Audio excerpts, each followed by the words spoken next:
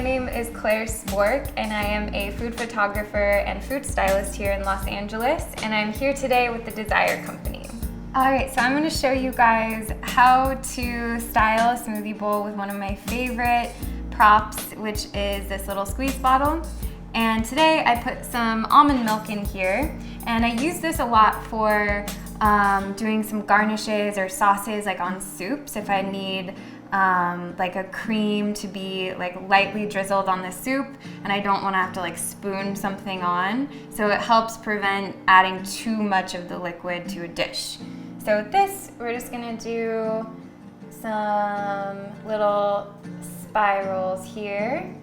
Do like 3 different areas. And then I take another one of my favorite props, which is a little toothpick, and I will spiral it.